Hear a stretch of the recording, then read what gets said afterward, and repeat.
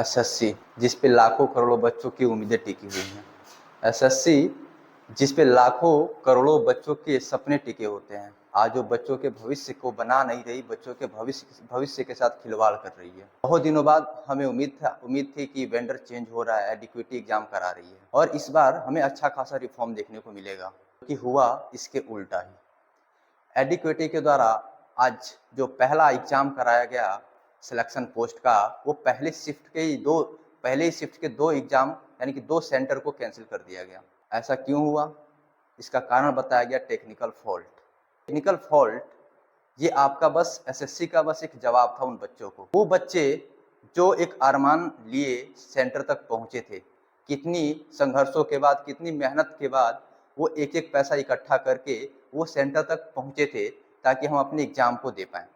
भले ही आप एग्जाम को कराएंगे, बाद में कराएंगे, लेकिन उन बच्चों का खर्चा कौन उठाएगा? आपने बस एक नोटिस डाल दिया कि टेक्निकल फॉल्ट के चलते हम एग्जाम नहीं करा पाएंगे, लेकिन वो बच्चे जो कि सुबह सेंटर पे पहुंचते हैं, रहने के लिए जगह नहीं होता, वो बस स्टैंड पे रुकते हैं, रेलवे स्टेशन पे रुकते हैं, समय से खाना नहीं खा पाते, कितनी संघर्षों के बाद वो सेंटर तक पहुंचने का प्रयास करते हैं और सेंटर तक पहुंचने के बाद उन्हें मिलता क्या है? सिर्फ एक कागज का टुकड़ा जिसमें लिखा होता है कि टेक्निकल फॉल्ट के चलते आपके एग्जाम को रीशेड्यूल कर दिया गया है, जो कि बहुत ही शर्म की बात है। एसएससी उन बच्चों के मेहनत को नहीं भाप पाती, उन बच्चों के उम्मीदों को, उन बच्चों के हौसलों को नहीं समझ पाती। अगर समझ पाती तो वो अपने सिस्टम पे काम करती। आज वो अपने सिस्टम पे काम नहीं करके बस बच्चों के लिए गाइडलाइन जारिया कर रही हैं। जो गाइडलाइन वो बच्चों के लिए जारी कर रही हैं, अगर उसमें से कुछ भी गाइडलाइन वो खुद के लिए भी जारी करती तो आज हमें ये सब देखने को नहीं मिलता। हम बोलते हैं ना कि first impression is the last impression. एडिक्विटी के द्वारा पहला ही एग्जाम कराया गया और पहले दिन का जो पहले शिफ्ट का एग्जाम था, उसमें भी हमें 2 सेंटर का एग्जाम कैंसिल करना पड़ा। ऐसा क्यों हुआ? क्योंकि आपके सिस्टम में फॉल्ट है। बच्चों के सेंटर 300-300, 400-400, 500-500 किलोमीटर दूर भेजा जा रहा है। क्यों भेजा जा रहा है? क्योंकि ये आपकी गलती है। बच्चों को आप एग्जाम सेंटर से वापस घर भेज दे रहे हैं। क्यों भेज रहे हैं? क्योंकि ये आपकी गलती है। तो इसका जिम्मेदारी कौन लेगा? उन टूटे सपनों का जिम्मेदारी कौन लेगा? उन भरोसा का जिम्मेदारी कौन लेगा जो बच्चे आप पे करते हैं?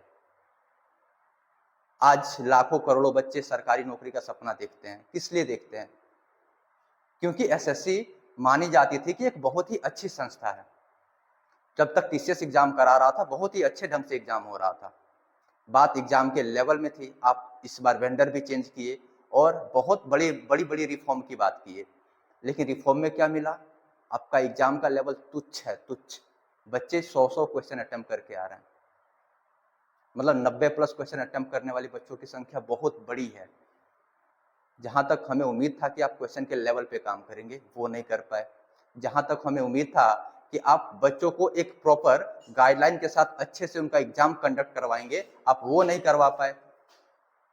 तो क्या करवा पाएंगे आप? और आपसे हम क्या उम्मीदें रखें? और वो बच्चे क्या उम्मीदें रखें जो सपना देखते हैं सरकारी नौकरी का? इनमें उन बच्चों की क्या गलती है? कोई गलती? है कोई जवाब आपके पास? नहीं है, होगा भी नहीं। क्योंकि आप बस जो भी करते हैं, जो भी गाइडलाइन जारी करते हैं, वो बस बच्चों के लिए करते हैं। आप खुद के बारे में नहीं सोचते, अपने सिस्टम के बारे में नहीं सोचते कि आप खुद को कैसे सुधारें ताकि बच्चे अच्छे से एग्जाम को दे पाए और अपने सपनों को पूरा कर पाए, अपने अरमानों को पूरा कर पाए। वो माँ बाप जो अपने बच्चों को 200, 300, 400, 500 किलोमीटर दूर भेजते हैं पढ़ने के लिए, तैयारी करने के लिए, वो उसी अरमान और उसी सपनों के साथ भेजते हैं और उसी उम्मीद के साथ भेजते हैं कि एक दिन उनका बच्चा कामयाब होगा। लेकिन एक दिन वही बच्चा एग्जाम सेंटर से घर वापस आ जाता है और कारण क्या बताते हैं आप? Technical fault. आपके इन 2 शब्दों में वो सारी चीजें, उसकी सारा मेहनत छिप जाता है। वो जितना मेहनत, जितना संघर्ष करके आया हुआ है, वो सारी चीजें छिप जाती हैं आपके बस उन 2 शब्दों से। फॉल्ट के नाम पे छुपा लेते हैं। लेकिन आप ऐसा काम नहीं करते कि दोबारा ये सब चीजें बच्चों को फेस ना करनी पड़े। तो आप अपने सिस्टम को सुधारिए और अच्छा करिए ताकि बच्चे अपने एग्जाम को अच्छे से एग्जाम कंडक्ट करवाइए ताकि बच्चे अपने एग्जाम को अच्छे से दे पाए और अपने सपनों को पूरा कर पाए। क्योंकि लाखों करोड़ों बच्चों का जो सपना वो आप पे टिका हुआ है, आप पे देश की एक बहुत बड़ी संख्या का आपके ऊपर जिम्मेदारी है। उस जिम्मेदारी को निभाइए आप। अभी कुछ दिन पहले नॉर्मलाइजेशन का इतना बड़ा खेल चल रहा था, एग्जाम के लेवल का इतना बड़ा खेल चल रहा था, आप इतने बड़े बड़े बड़े डींगे हाँके कि हम रिफॉर्म करेंगे, क्वेश्चन के लेवल पे काम करेंगे, एग्जाम को अच्छे से कंडक्ट कराएंगे, लेकिन किया आपने कुछ नहीं। क्या करे बच्चा? तैयारी छोड़ दे, उन माँ बाप के उम्मीदों को छोड़ दे, या वो खुद के सपनों को छोड़ दे? इसका जवाब है आपके पास? नहीं होगा, और अब होगा भी तब भी नहीं दे पाएंगे, क्योंकि आंखों में अगर थोड़ी भी शर्म बची हो तो आप अपने सिस्टम को सही कीजिए और बच्चों के लिए अच्छा प्रॉपर व्यवस्था कीजिए, ताकि वो अच्छे से अपने एग्जाम को दे पाए, अपने सपनों को पूरा कर पाए। एक तो आप एग्जाम सेंटर को इतना दूर भेज देते हैं ताकि बच्चा पहुंच ना पाए, और कैसे भी करके अगर वो वहां पहुंच जाता है तो आप एक नोटिस जारी कर देते हैं कि आपका एग्जाम नहीं हो पाएगा।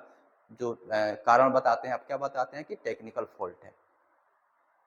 तो आप ये सब लिखने से पहले आपको एक बार शर्म आनी चाहिए कि वो बच्चा जो इतनी संघर्षों के साथ हम तक पहुंचा है, सेंटर तक पहुंचा है, और उसको हम बस एक सिंपल नोटिस से वापस भेज दे रहे हैं। क्या मैनेजमेंट है आपकी? और ऐसे सिस्टम चलता है। आपको पता नहीं था ये बच्चों का एग्जाम है? टेक्निकल फॉल्ट कैसे हो गया? आपको अपने मैनेजमेंट को सुधारना चाहिए। तो उम्मीद है कि आप इस पे काम करेंगे, और अब आपसे तो उम्मीद भी नहीं है। सही बोलूं तो अब आप उम्मीद के भी लायक नहीं है, क्योंकि आप इतनी सारी चीजें कर चुके हैं और इतना सारा धोखा दे चुके हैं बच्चों को कि आप आपसे शायद ही किसी का उम्मीद होगा। और इसी का कारण है कि इस बार सीजीएल में फॉर्म भी कम पड़ा है, क्योंकि आप एक वेंडर भी देते हैं ऐसे लोगों को जो कि एग्जाम अच्छे से नहीं कंडक्ट करा पाए। आपको पता है कि आपके ऊपर इतनी बड़ी जिम्मेदारी है, तो आपको हर एक फैसला सोच समझ कर लेना चाहिए। हर एक स्टेप पे आपका एक बहुत ही बड़ा सोचा समझा हुआ रणनीति होनी चाहिए।